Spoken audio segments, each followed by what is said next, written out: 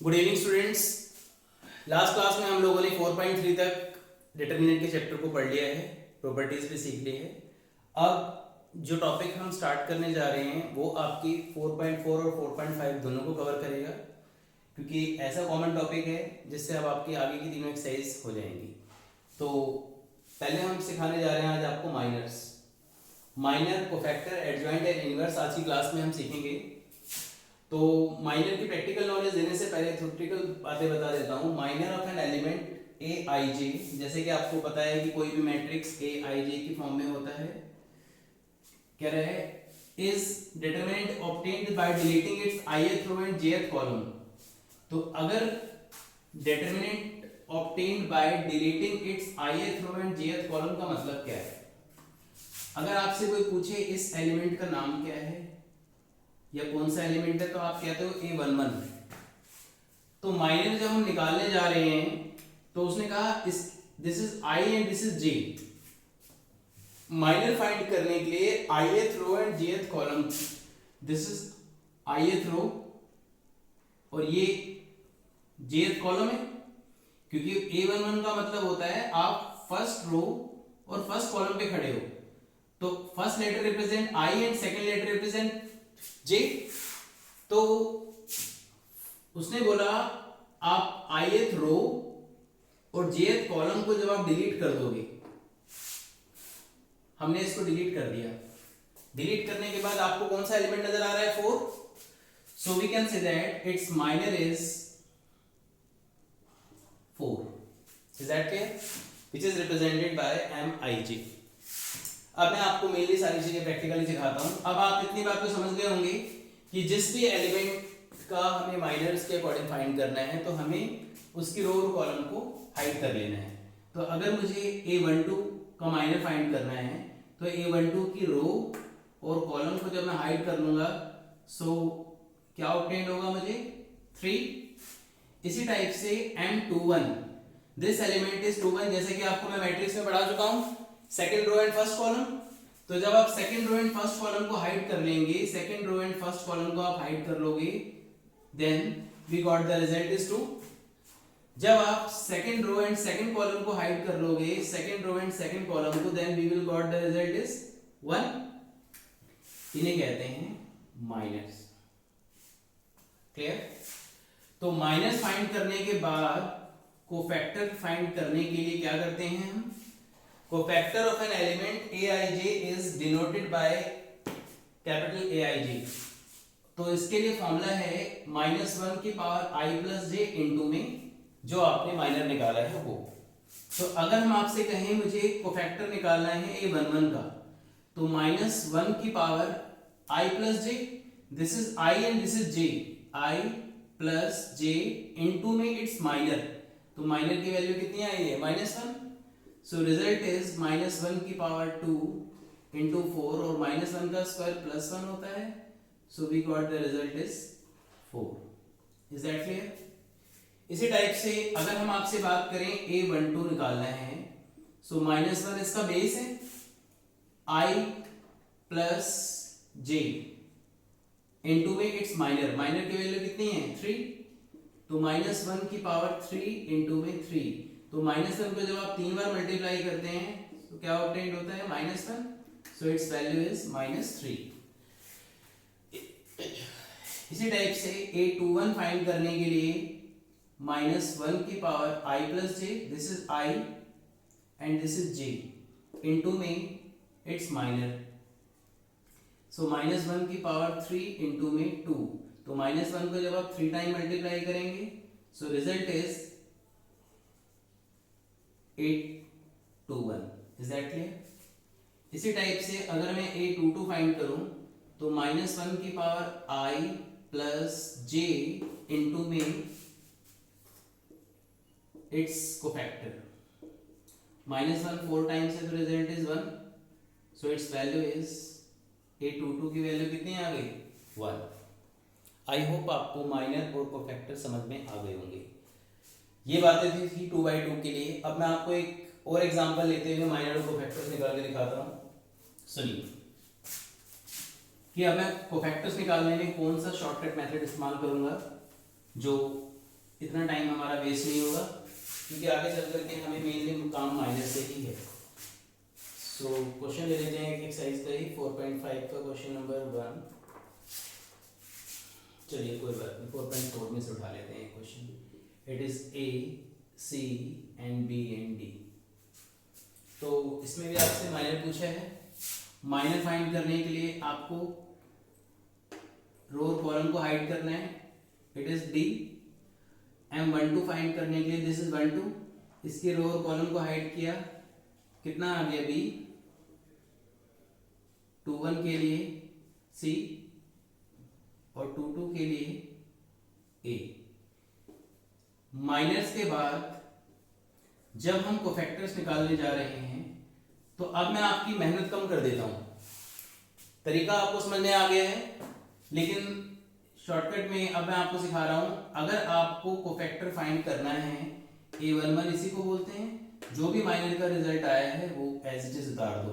और आपको क्या देखना है, जो हम ये टाइम वेस्ट कर रहे थे -1 प्लस आई प्लस जे इंटू में माइनर लिखने में, अब आपको उसमें टाइम वेस्ट करने की जरूरत नहीं है। तो हमें ये चेक करना है कि अगर हम A11 फाइंड कर रहे हैं तो 1 + 1 I plus J is an even number.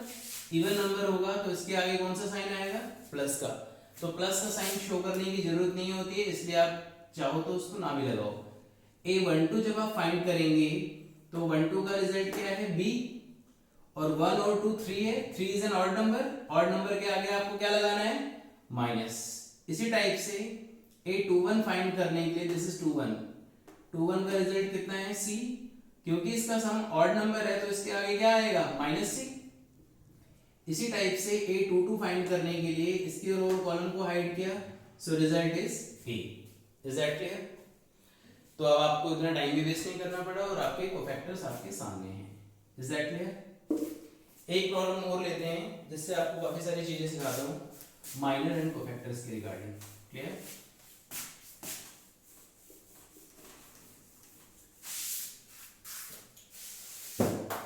इस 2x2 के क्वेश्चन से आपको मैं माइनर, कोफैक्टर और इनवर्स सारी चीजें सिखाने जा रहा हूं। तो पहले हम 2, 3, -4 एंड -6। सबसे पहला काम हम इसके कोफैक्टर्स निकालते हैं, क्योंकि एडजॉइंट निकालने में कोफैक्टर्स की ही रिक्वायरमेंट होती है। तो अब कोफैक्टर निकालना आप डायरेक्ट सीख चुके हो। This is A11, so result is -6। जब आप A12 फाइंड कर रहे हो, A12 के लिए रिजल्ट इज -4, और क्योंकि ये ऑड नंबर है तो -4 क्या हो जाएगा, +4। A21 के लिए इसके रो और कॉलम को हाइड किया, कितना है, 3, ऑड नंबर है तो रिजल्ट क्या आएगा, -3। A22 के लिए इसकी रो और कॉलम को हाइड किया, कितना आएगा, 2। तो एडजॉइंट की वैल्यू आ गई हमारे पास A11, A12, A21, A22। क्या यहां तक बात समझ में आ गई? और जो आपका एडजॉइंट निकालना होता है, कोफैक्टर डालने के बाद आपको उसका ट्रांसपोज भी करना होता है। तो जब आप उसका ट्रांसपोज करेंगे तो एडजॉइंट ऑफ ए में, ट्रांसपोज का मतलब क्या होता है, जो भी रो होती है वो कॉलम में कन्वर्ट हो जाती है, जो भी रो होती है वो कॉलम में कन्वर्ट हो जाती है। इसको बोलते हैं एडजॉइंट ऑफ ए। और लगे हाथों इनवर्स निकालना सिखाता हूं मैं आपको। इनवर्स निकालने के लिए फॉर्मूला होता है एडजॉइंट ऑफ ए अपॉन में डिटरमिनेंट ऑफ ए। तो एडजॉइंट तो आप फाइंड कर चुके हैं, अब डिटरमिनेंट फाइंड करने के लिए हम क्या करेंगे, देखिए डिटरमिनेंट हमने आपको डिटरमिनेंट की फर्स्ट एक्सरसाइज जब स्टार्ट की थी तभी सिखाया था। इसको इससे मल्टीप्लाई किया -12, इसको इससे मल्टीप्लाई किया +12, सो रिजल्ट इज 0। तो इनवर्स फाइंड करने के लिए ये क्वेश्चन मैंने जस्ट ऐसे फ्रेम किया है क्योंकि उसमें एडजॉइंट पूछा था। तो अगर आपसे रिजल्ट पूछता तो आपका जवाब आता 1/0 एंड -6, -3 एंड 4 और 2। हालांकि 1/0 इंफिनिटी हो जाएगा, लेकिन क्वेश्चन मेरा फ्रेम किया हुआ है तो मैं आपको जस्ट सिखाना चाह रहा हूँ मेथड कि इनवर्स निकालने के लिए आपको क्या करना है, एडजॉइंट अपॉन में इसका डिटरमिनेंट। डिटरमिनेंट की वैल्यू कितनी है, 0। Is that clear?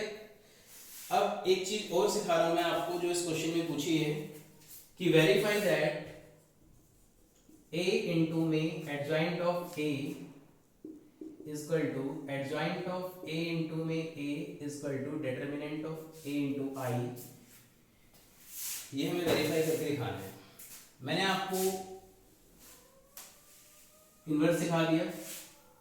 इन्वर्स सिखाने के बाद एक एक करके अब हम सारी चीजें आपको प्रूफ करके दिखाते हैं। आपसे उसने पूछा है कि a को एडजॉइंट ऑफ a से मल्टीप्लाई करो। a को एडजॉइंट ऑफ a से जब आप मल्टीप्लाई करोगे 2 3 -4 एंड -6, सो -6 -3 सॉरी ठीक है 4 एंड 2। जब आप इस रो को इस कॉलम से करेंगे 2 को 6 से किया -12, 3 को 4 से किया इट इज ऑल्सो 12। इस रो को जब आप इस कॉलम से करेंगे -6 + 6, फर्स्ट रो को इस कॉलम से 24 एंड -24, इसको इससे किया कितना हुआ 12 -12, so result is 0 0 0 and 0। Is that clear? This is a into में एडजॉइंट ऑफ a। अब आपको क्या पूछा है इसने कि एडजॉइंट पहले रखो a पीछे रखो, तो एडजॉइंट ऑफ a इंटू में a फाइंड करने के लिए आप क्या करेंगे? एडजॉइंट की वैल्यू आपके सामने है -6 -3 +4 एंड +2 इंटू में a की वैल्यू कितनी है 2 3 -4 एंड -6। क्लियर? सो जब आप इसको मल्टीप्लाई करेंगे इट इज -12 +12, इस रो को इस कॉलम से किया -18 +18, इस रो को इस कॉलम से करते 4 2 जा 8 -8, 4 3 जा 12 -12। Clear? So result is 0 0 0 and 0। This is adjoint of a into में a। क्लियर है? अब आपसे उसने पूछा है क्या ये डिटर्मिनेंट ऑफ a इंटू में i के इक्वल है? तो आपने देखा डिटर्मिनेंट ऑफ a इंटू में i, डिटर्मिनेंट ऑफ a तो ऑलरेडी 0 था और i की वैल्यू आपको पता ही है 0 है। जब 0 किसी से भी मल्टीप्लाई होगा तो सबको तो 0 बना देगा, तो आप इसको डायरेक्टली नए मैट्रिक्स से बोल सकते हैं। तो आपने क्या देखा, तीनों के रिजल्ट्स बराबर है, तो हमने वेरीफाई कर दिया a इंटू में adjoint of a and adjoint of a into a is equal to determinant of a into में i के इक्वल होता है। Is that clear? स्टूडेंट्स अब आप 2/2 के सारे क्वेश्चन सीख चुके होंगे। अब 3/3 से रिलेटेड बात करते हैं कि 3/3 में जब आपको कोफैक्टर्स और डिटरमिनेंट फाइंड करने हो तो क्या करना है?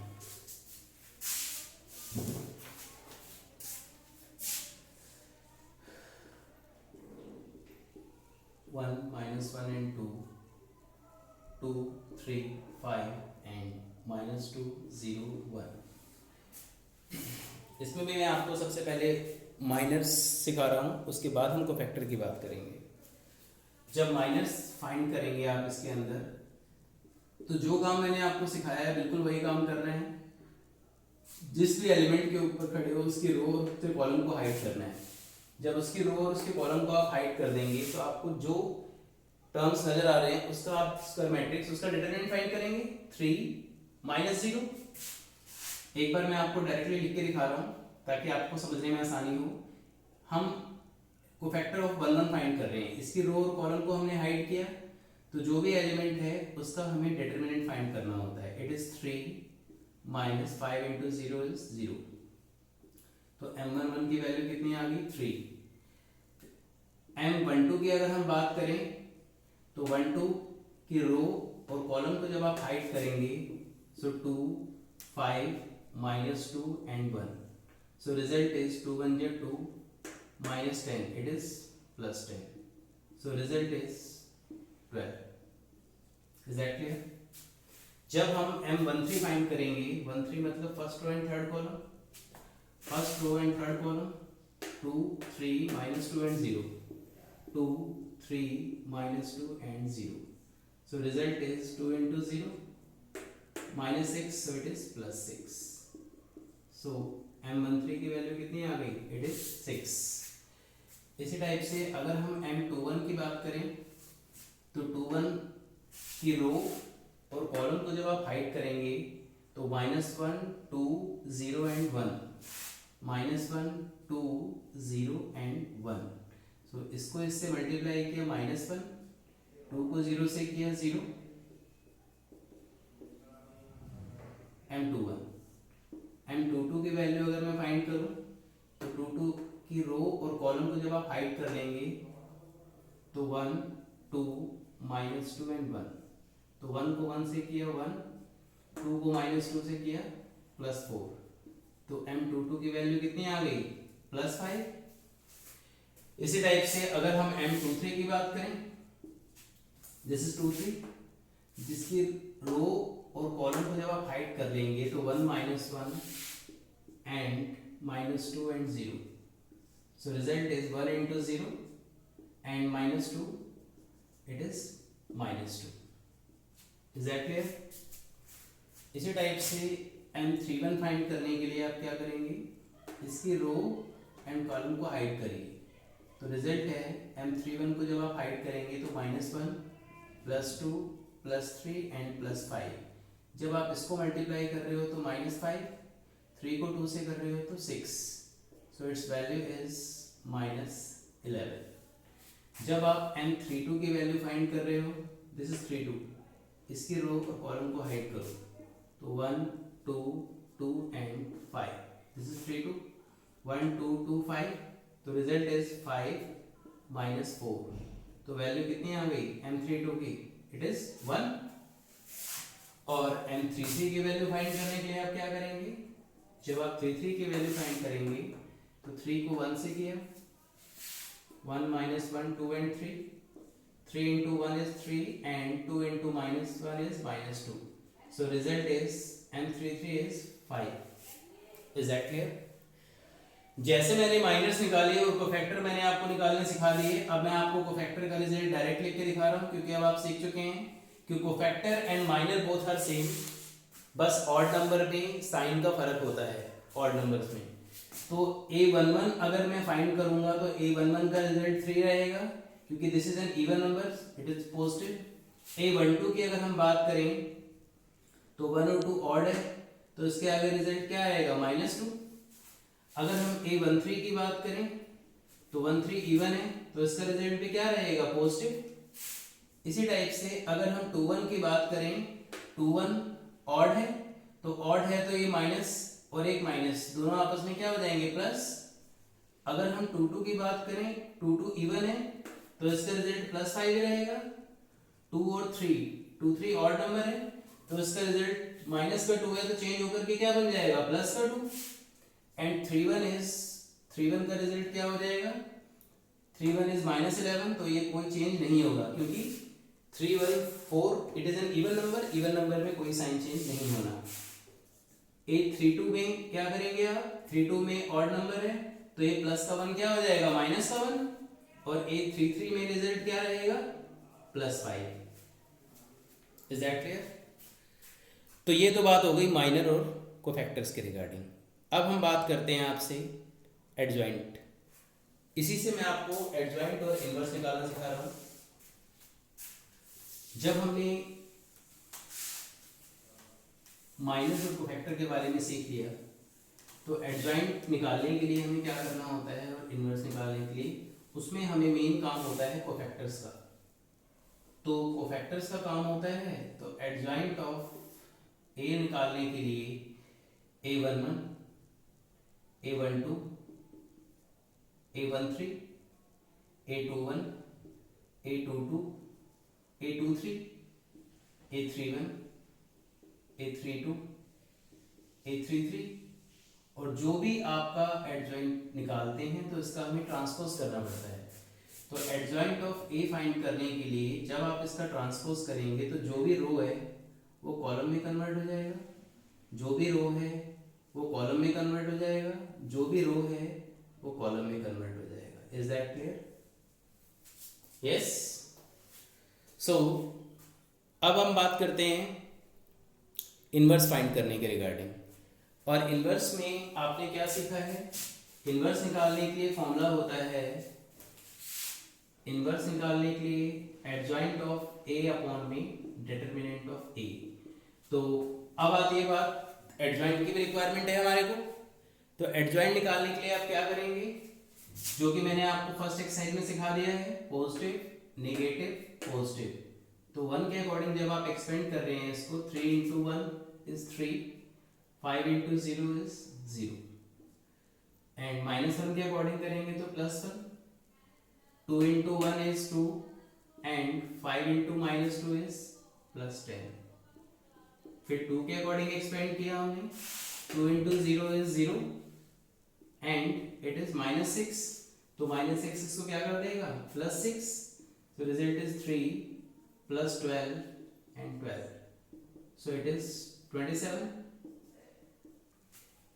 क्या यहाँ तक बात समझ में आ गई आप लोगों को?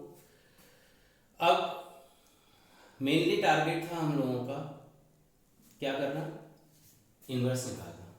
इनवर्स निकालने के लिए आपको जिन दो चीज़ों की जरूरत थी, दोनों चीज़ें आपके पास अवेलेबल हैं, डिटरमिनेंट भी अवेलेबल है और एडजॉइंट भी अवेलेबल है। 3 1 -11 -12 5 एंड -1 6 2 एंड 5। क्या यहाँ तक बात समझ में आई? ओके स्टूडेंट्स, आज आप लोगों को मैंने माइनर, कोफैक्टर और एडजॉइंट और इनवर्स के बारे में सिखाया। इनवर्स निकालना इतना इंपॉर्टेंट है जो आप लोगों को बोर्ड में 6 नंबर दिलाने वाला है, तो इसलिए स्टूडेंट इसकी प्रैक्टिस अच्छे से करिए। 11 तक क्वेश्चन आपको 4.5 के करने हैं। अगली मेरी वीडियो आपको 4.5 के 11 के क्वेश्चंस के बाद मिलेगी। Okay, thank you.